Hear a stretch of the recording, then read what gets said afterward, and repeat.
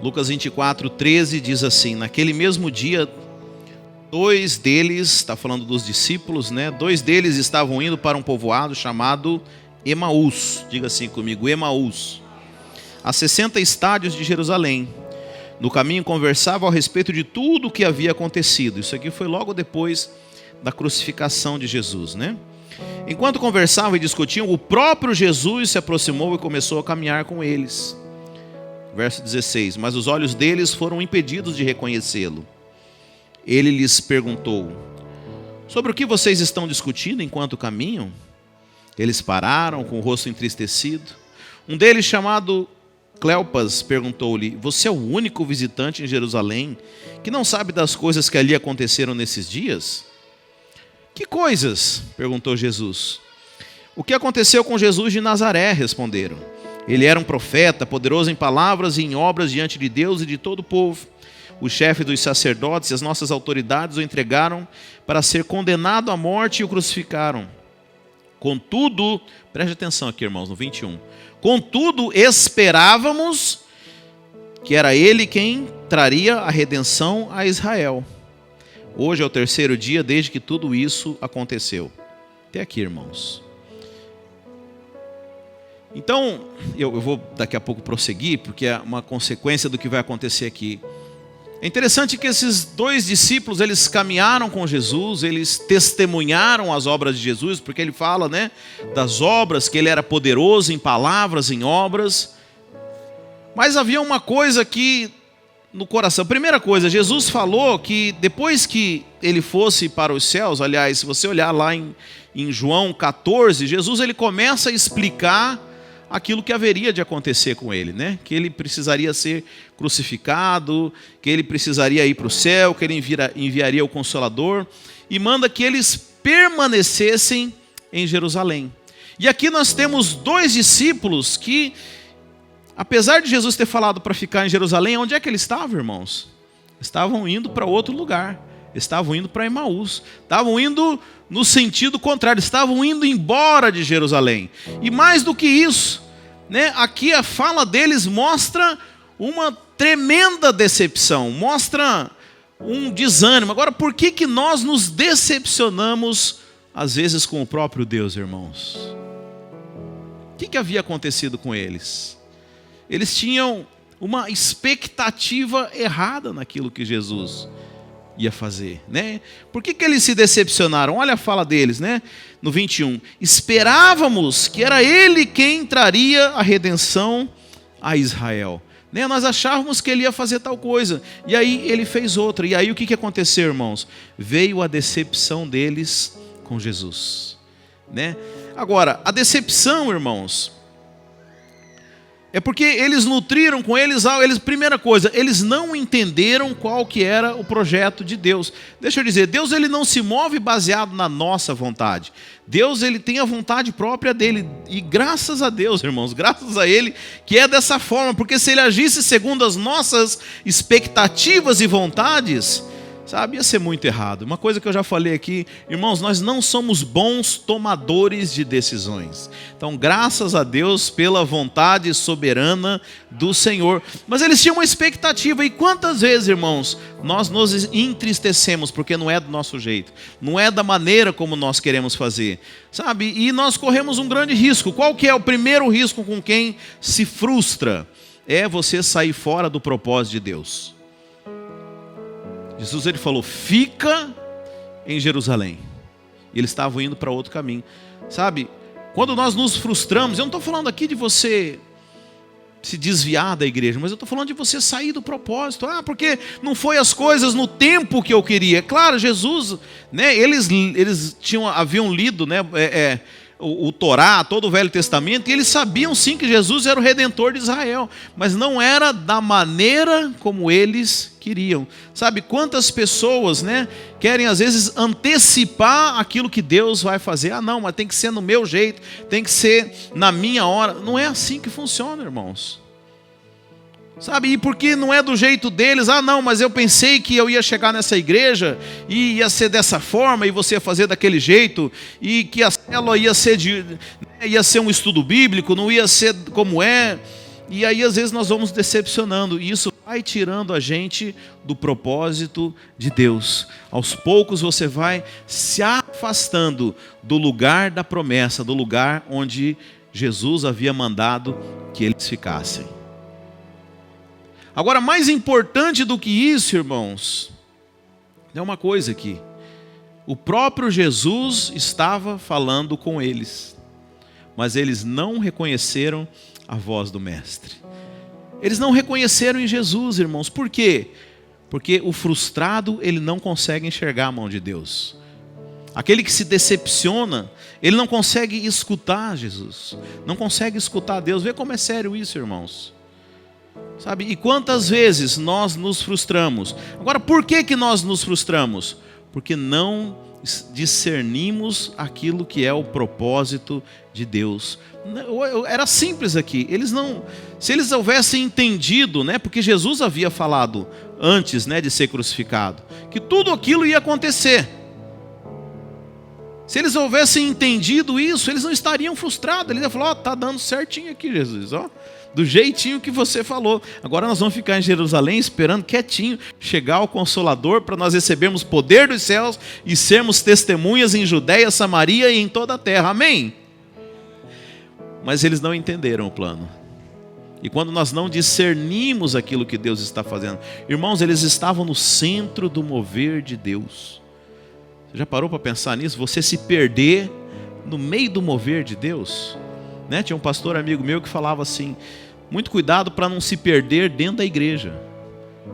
Porque às vezes nós nos perdemos dentro da igreja, sabe? Às vezes a gente começa a ligar as coisas no automático, e você canta só por cantar, e você ora, né? Você aprende o jargão crentez, e você até se passa no meio dos crentes, mas aquilo ali já esfriou, já se tornou algo mecânico, não tem mais realidade, não tem mais vida naquilo. Sabe, porque não discerniu o que Deus quer fazer. Olha como é sério isso, irmãos. Né? E aí eles tiveram a decepção, porque não foi do jeito deles. Irmãos, nós precisamos entender que Deus age de outras maneiras. Deus não enxerga como a gente, Deus não faz como a gente. Ele tem o seu meio próprio. E, sabe, muitas vezes a decepção vem da liderança que Deus coloca conosco. E Deus coloca: mas olha aí, Deus, como que pode uma coisa dessa? Como que esse pastor desse jeito? E como que esse líder que, né, como Adão fala para Deus, quando Deus vai falar com Adão: a mulher que tu me deste, fala: Deus, esse líder que tu me deste, né, não é do jeito que eu quero. Não, irmão, é assim. Deus, ele sabe todas as coisas, da maneira como nós precisamos lidar. Sabe, mas a decepção vai nos tirando do propósito, vai nos afastando de Jerusalém, vai nos afastando do mover de Deus. Mas aí o que acontece aqui nessa história, irmãos? Jesus responde para eles lá no 25: como vocês custam a entender e como demoram para crer em tudo o que falaram os profetas? Não devia o Cristo sofrer essas coisas e entrar na sua glória? E aí ele começa a explicar, né? Então, começando por Moisés e por todos os profetas, explicou-lhes o que constava a respeito dele em todas as Escrituras. E ao se aproximarem do povoado para o qual estavam indo, Jesus fez como que ia mais adiante. Eles, porém, insistiram muito: fica conosco, pois o dia já findou e está chegando a noite. Então entrou para ficar com eles. Olha só que legal isso, irmãos. Eles estavam fora do propósito de Deus. Estavam indo para o lugar errado. Mas Jesus estava lá com eles. Eu gosto do Salmo 23 que fala, né? O Senhor é meu pastor, nada me faltará. O Senhor me conduz aos pastos verdejantes. Deus sempre te conduz a pastos verdejantes, irmãos. Mas chega um momento nesse salmo que ele fala: ainda que eu ande... Aí é por minha conta. O pastor não te conduz no vale da sombra da morte. Fala: ainda que eu ande para o vale da sombra da morte, tu estarás comigo. Sabe, eles estavam indo para o caminho errado, mas o Senhor foi lá e foi falar com eles. Mesmo fora do propósito. Mas qual a diferença aqui? Eles chamaram Jesus. Não sabiam que era Jesus ainda. Eles convidaram Jesus para entrar, eles abriram o seu coração. E aí é que fala, entrou então no 30. Quando estava à mesa com eles, tomou o pão, deu graças, partiu-o e deu a eles. 31. Então os olhos deles foram abertos e o reconheceram. E nesse momento Jesus desapareceu. Você sabe, irmãos, existe uma experiência que é a experiência da mesa, sabe? A mesa fala da intimidade. Sabe, quando que eles reconheceram Jesus? No momento de intimidade, irmãos. Quando Jesus assentou-se com eles, quando eles chamaram Jesus para dentro da casa. Sabe, muitas vezes nós queremos buscar compreender as coisas de Deus, né? E é interessante porque você vai encontrar teólogos, livros, pessoas, teorias, mas deixa eu dizer, você só vai discernir o projeto e o propósito de Deus na intimidade com Ele. É quando você senta-se à mesa com o Senhor que você vai conseguir entender o propósito dele. Sabe, não foi, claro que no caminho de Emaús Jesus começou a falar, né, mas eles não reconheceram, eles estavam muito frustrados para isso. Mas quando eles, trazendo, né, talvez para o nosso contexto, quando eles foram para o lugar secreto, para o lugar de intimidade, eles começaram a compreender aquilo que o Senhor estava fazendo.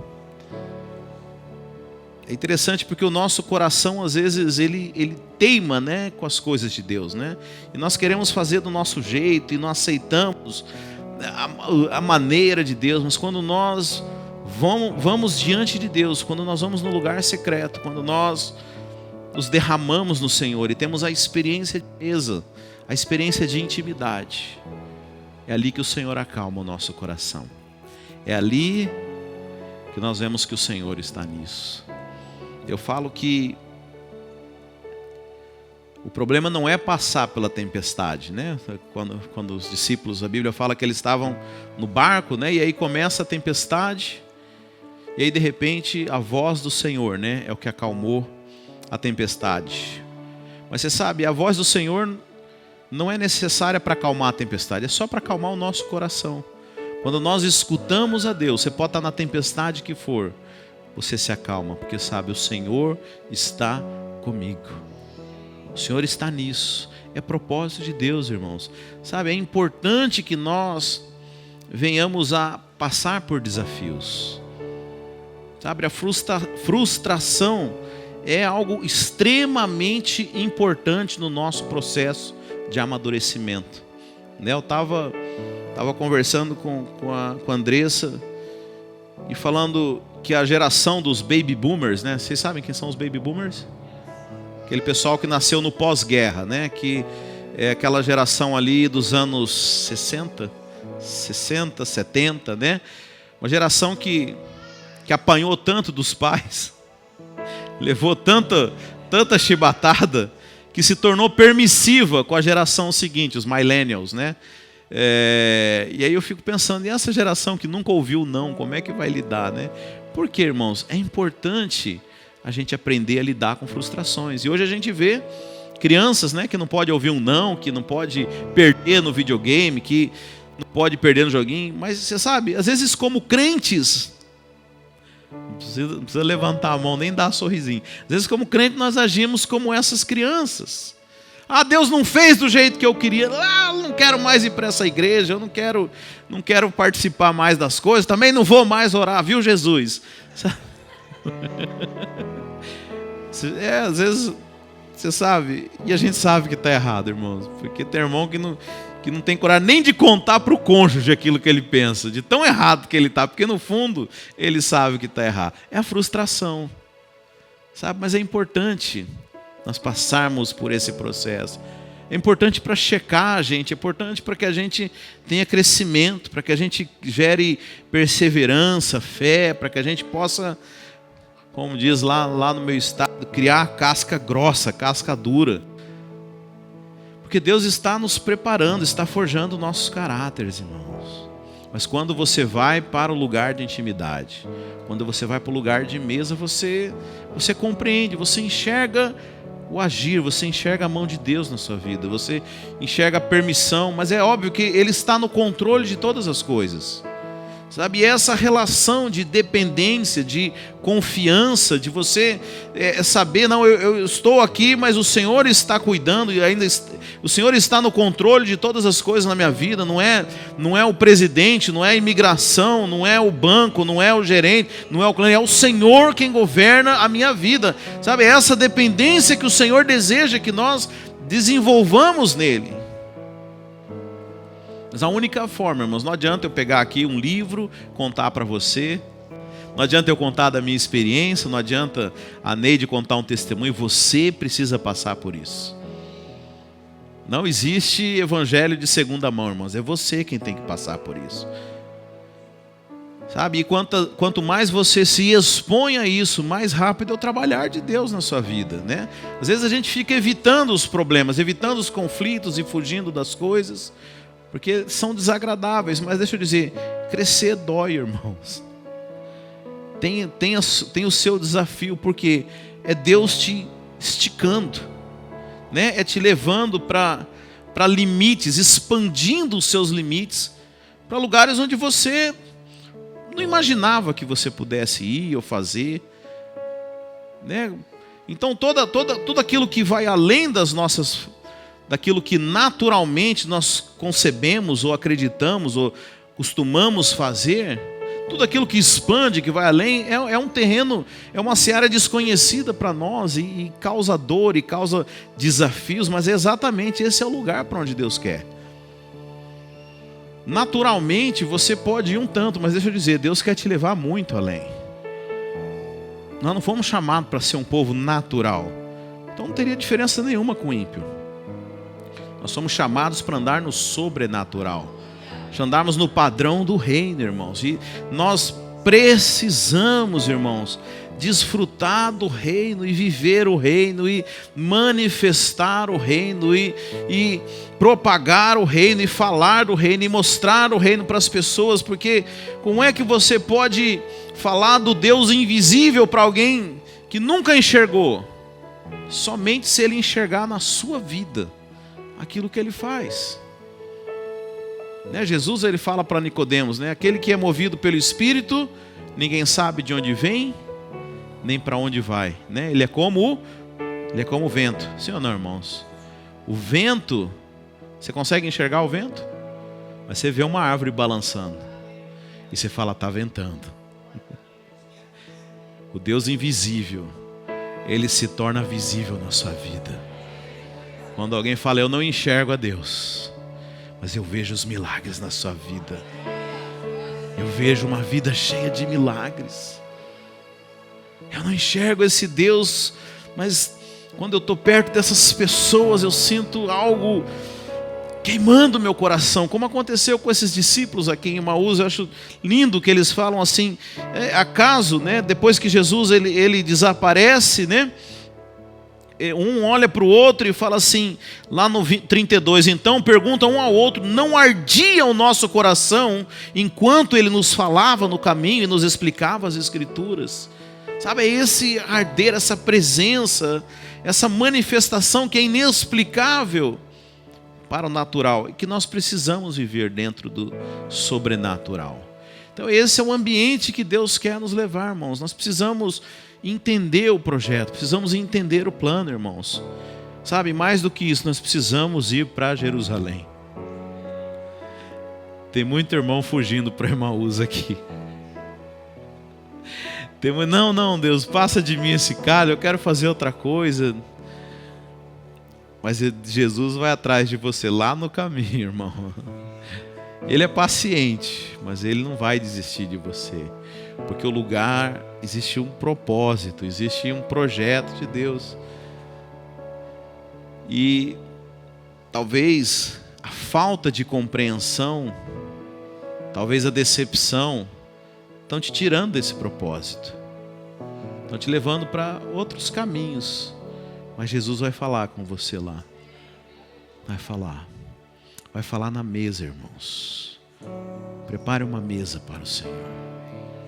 Sabe, quando nós nos buscamos aqui, quando nós iniciamos o culto aqui em adoração, nós estamos colocando uma mesa aqui, irmãos.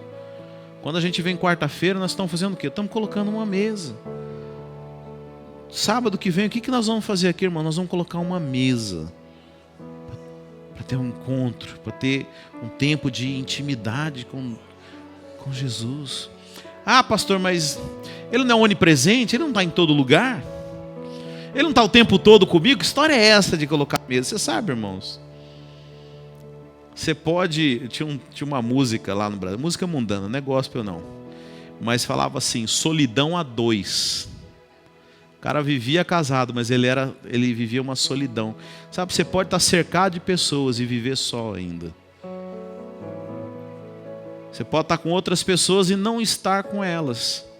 Então, quando nós falamos de um tempo de intimidade, não é que Deus não está o tempo inteiro com você. Nós estamos falando de tempo de qualidade com Deus. É o tempo onde nós paramos o que estamos fazendo e voltamos a nossa atenção para o Senhor. Quando nós colocamos a mesa, nós nos silenciamos para ouvir o que o Senhor tem para falar para nós. Sabe, são nesses momentos que os nossos olhos são abertos. É nesse momento que você entende os porquês. Por que isso, Senhor? Por que eu? Por que isso? Por que... Sabe, porquê é pergunta de criança. Toda criança tem a fase do porquê. E tem um tempo na vida cristã que é a fase do porquê também, que é parecida com a idade da criança. Mas aí você começa a entender os porquês.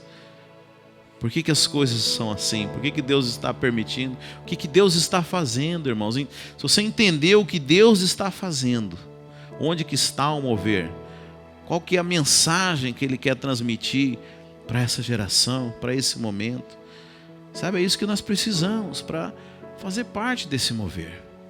O mover está aqui, está na igreja, irmãos. Você foi chamado para esse mover, não é um privilégio, é escolhido, não. É você. Somos nós, irmãos, nós já estamos aqui. Sabe, deixa Deus falar com você. Abra o seu coração. Sabe,